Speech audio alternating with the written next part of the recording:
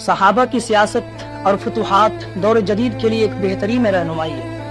ہم جب صحابہ کی فتوحات کا ذکر کرتے ہیں تو اکثر صرف نقشہ دیکھتے ہیں، کہاں تک سلطنت پہنچی، کتنے علاقے فتح ہوئے، مگر اصل سوال یہ ہے ان کی سیاست کیا تھی، ان کی حکمت عملی کیا تھی، اور آج ہم اس سے کیا سیکھ سکتے ہیں۔ پہلی بات تو یہ سمجھیں کہ سیاست بطور امانت ہے، نہ کہ بطور اقتدار۔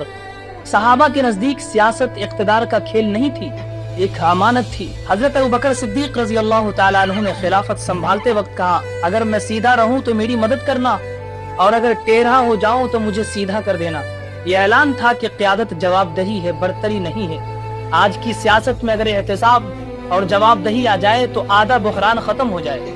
دوستو، دوسری بات، فتوحات تلوار سے پہلے کردار سے ہو، جیسا کہ حضرت عمر بن خطاب رضی اللہ تعالیٰ عنہ کے دور میں سلطنت پھیلی مگر عدل اس سے زیادہ پھیلا۔ رعایا مسلمان ہو یا غیر مسلم، انصاف سب کے لیے تھا۔ اسی عدل نے دل جیتے، اور دل جیتے بغیر زمینیں نہیں جیتی جاتی۔ فتوحات صرف فوجی قوت سے نہیں ہوئی بلکہ مضبوط نظم سے، مالی دیانت سے، اخلاقی برتری سے۔ اور تیسری بات یہ ہے کہ وزن واضح، مقصد بلند ہونا چاہیے۔ صحابہ رضوان اللہ تعالی علیہ مجمعین کی جد و جہد زمین حاصل کرنا نہیں تھی، نظام قائم کرنا تھا۔ محمد رسول اللہ صلی اللہ علیہ وسلم نے جو ریاست مدینہ میں قائم کی وہ صرف جغرافیہ نہیں تھی، وہ اصولوں کی بنیاد پر کھڑا ایک ایسا نظام تھا جس میں عدل، امانت اور مشاورت تھی۔ آج ہمیں کیا کرنا ہے؟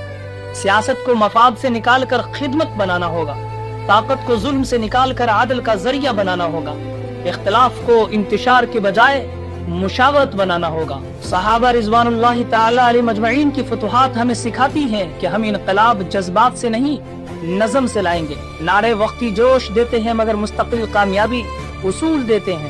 اگر ہم واقعی ان کے وارث ہیں تو ہمیں صرف ان کے کارنامے نہیں سنانے، ان کے اصول اپنانے ہوں گے، کیونکہ زمین پر غلبہ اس کا ہوتا ہے جس کے پاس کردار ہو، جس کے پاس حکمت عملی ہو، جس کے پاس نظم ہو، اور یہی صحابہ رضوان اللہ تعالی علیہ مجمعین کی سیاست کا راز تھا۔